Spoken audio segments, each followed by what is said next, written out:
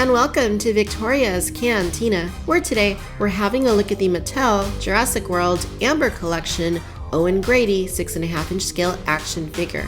So if you guys saw my review that I did on the Ian Malcolm figure several months back, I actually really liked that figure. I don't know if that's going to be the case with Grady, but we'll figure it out. The packaging, as you can see, is overall the same thing we saw previously with the Malcolm figure. They're really playing up that amber theme. You can see that there's fragmented amber or fragmented fossilized stone, and it looks pretty cool. You also get a good look inside the box, which shows you everything you're going to get with the figure, which in this one's case really isn't that much. So by looking at the back, we can see an image there of Owen Grady inside what looks like amber, and it says, while working as a trainer and researcher, Owen Grady becomes the alpha to a pack of velociraptors and develops a strong relationship with the beta velociraptor Blue. When he learns that Blue's life is in danger on Isla Nublar, he travels back to the island to rescue her. But little does he know that she would later end up saving his life in return. And of course, this is from Fallen Kingdom. All right, I'm going to spend a few minutes, get this figure unboxed. When we come back, we'll take a closer look at Owen Grady. All right, you guys, so here's Owen out of the packaging, and I gotta say that on the whole, this looks better than I expected it to. I had seen some photos online where it didn't really look that great, but I gotta say that in hand, it's actually really not that bad. Something about the way the camera picks it up, though, makes it look a little bit worse than it truly does in person. But just looking at the proportions here, this really looks like Chris Pratt, really looks like the Owen Grady character. They definitely got his brutish build down, so that's really good to see. He's got the broad chest and shoulders, and just through and through, this really looks like a very nice physique, very reminiscent to what we see in these films. When it comes to the costume, there are some pros and cons, and we'll get to all that, but first let's take a close-up look at the figure. And again, it really does look pretty good. I think that they did a very nice job capturing the sculpt, especially from the side view. Just depending on how you angle it, like right there, I think it looks really good. Head on, maybe not quite as good.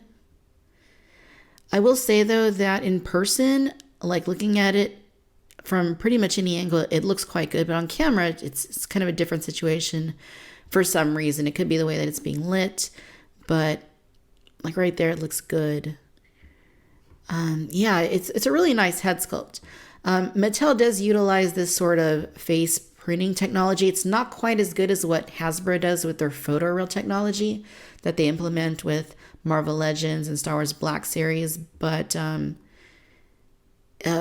it's definitely better than traditional paint masks. So whatever Mattel's doing here, it's good. It's just not quite as good as what Hasbro has been doing. And I think that considering what they did here, this is as good as you could reasonably expect this figure to look like without utilizing photoreal. So yeah, it's really nice that the face paint is really clean. The facial hair is actually really nicely done. Sometimes when they do facial paint on these figures, like for hair and stuff, it just doesn't look very good. Beards just can look splotchy. They can look, really, not good. But in this case, it actually looks pretty decent.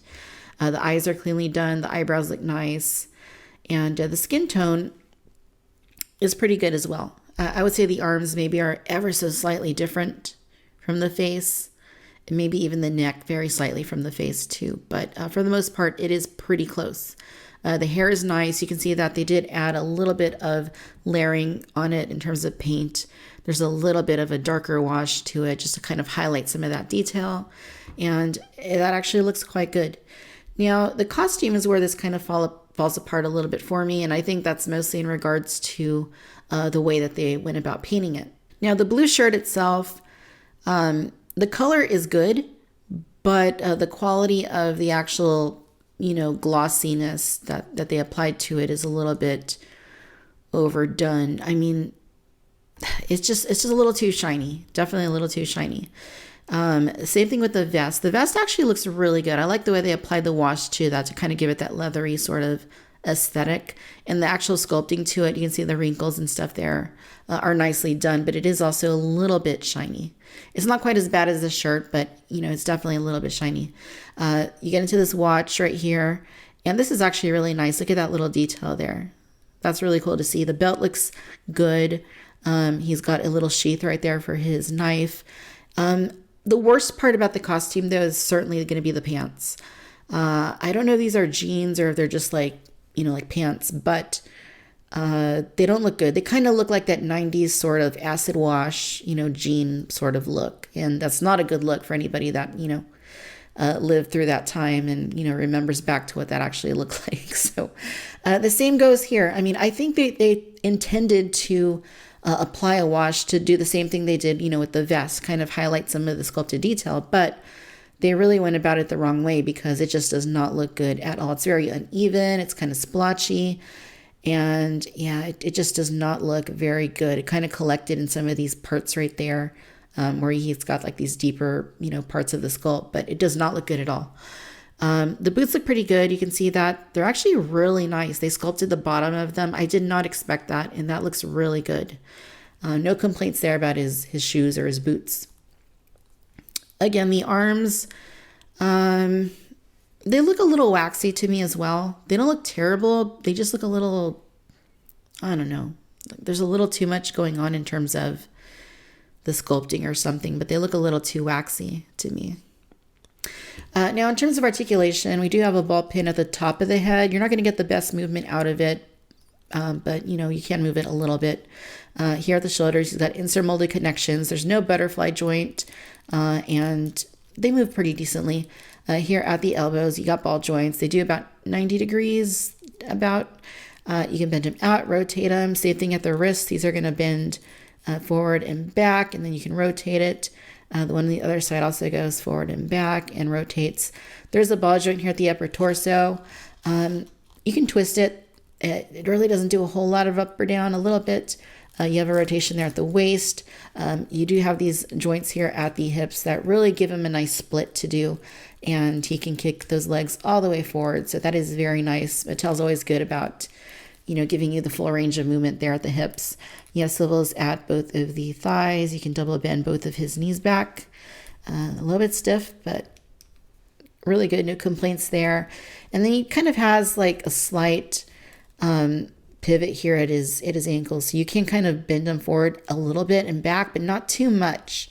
I do think the figure would have benefited from a little bit more movement here. You can rotate it and you kind of can pivot them side to side very so slightly. It's not the kind of joint we would normally see like on a Hasbro figure, but it does allow for, a little bit of assistance when you're posing your figure, but not as much as you might see with a different company.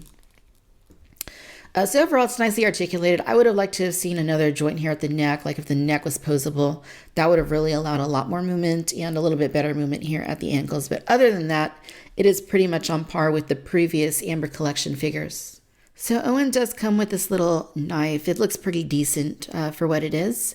And the sheath right here at the back of his, on his back, can stow it. So you just stick it in there like that and it covers it pretty well. It's not going to come out, so no problems there. So out of the box, Owen comes with these two gripping hands. They're perfect for holding the knife, but he also comes with two alternate, more open hands, kind of more relaxed hands that you can use as well with the figure. And these ones are actually, good for posing in with blue, or, just kind of like stop, that sort of thing. So it is nice to see some interchangeable hands with this figure. Now, as with Dr. Ian Malcolm, you do get another one of these Amber Collection bases. As with before, I feel like it's a little bit too bright yellow. I feel like it should have been a little bit more like a golden orange color. And it's actually the same exact base that came with Malcolm. So you can see the sculpt is exactly the same. No difference there. I kind of think it would have been cool if they would have made them like to connect so you can kind of piece them together, like on your shelf. But, it is what it is. Unfortunately, the figure does not fit into it though. Because it is the same base that came with Malcolm, which he fits into okay. This figure does not, you can't even get his boots to go in. And the reason is that the holes on his feet are smaller in diameter than the Malcolm figure was. So that is extremely disappointing to see. All right, so here's Owen alongside the Amber Collection Velociraptor Blue. And as with before, when we reviewed the Malcolm and Raptor figures, I felt like the Raptor was a little bit too small, just a little bit underscaled. And I still kind of feel like that's the case here. I sort of feel like it should be a little bit taller. Just kind of thinking back to what I remember seeing in the film, like blue does feel a little bit small. I kind of almost feel like, while this is a 6.5-inch figure, maybe this is scaled more like to the 6-inch sort of scale. And maybe that's the reason that we're seeing that disparity in size. But that's my opinion. Maybe you feel differently. I do feel like it's a little bit short. I feel like it's a little bit small overall compared to Owen. Here's a comparison of Owen along with the Amber Collection Dr. Ian Malcolm. You can see that Malcolm is ever so slightly taller. He's a little bit lankier, and I think that's true to Jeff Goldblum's appearance, but I feel like just overall proportionately, the Owen figure looks a little bit more accurate, looks a little bit more natural overall. And I think part of the reason for that is that the arms right here on Dr. Malcolm can't be pressed all the way in, alongside his torso like they can on Owen. But they're both nice. They both have some of the same issues, like they're really glossy clothing. But on the whole, I do think that Owen is a better figure. All right, ladies and gentlemen, so there you have it. This is the Mattel Jurassic World Amber Collection Owen Grady 6.5-inch scale figure as seen in Jurassic World Fallen Kingdom. Overall, you guys, I actually like it more than I expected it to. I think it's a good figure. It's actually a really good figure. At the $25 price point, I don't think it's terrible. I think the biggest problem I have with the figure, and for me, it's not really a huge deal because I might not be using it anyway, is that the display base does not fit. And it really is a big problem because if you're going to include an accessory with the figure, you need to make sure that it is compatible with said figure. And in this case, it really isn't. And that is a pretty big oversight. The figure itself, though, looks good. Like I said, I think this is as good as you could reasonably expect without utilizing photoreal print technology for the face paint. It looks pretty good. It's fairly lifelike. I think for an adult targeted figure, it's decent. Mattel does still have some ways to go if they really want to make this a proper collector 6-inch line. But I think it's a pretty strong effort. I think it's a nicely done figure. Yeah, the jeans really don't look that good at all. They actually look pretty bad, but the rest of the figure, looks good. And it's nice to have Owen and Blue in the same wave together. So I'm happy to have these. I got mine from Amazon. Again, figure retails at $25. I don't think it's terrible. I'd like to see a lot more from Amber though.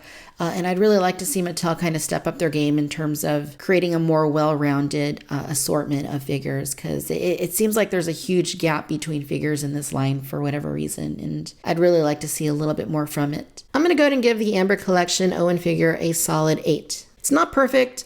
Some things about it could be a lot better, but it's certainly better than I expected it to be, and for the most part, I am quite happy with it. Alright my friends, I hope that you've enjoyed this video. Please be sure to share your thoughts down below. What do you think about this Owen figure? Will you be adding him to your collection? As always, I'd like to thank you for tuning in to Victoria's Cantina, and until next time, bye-bye.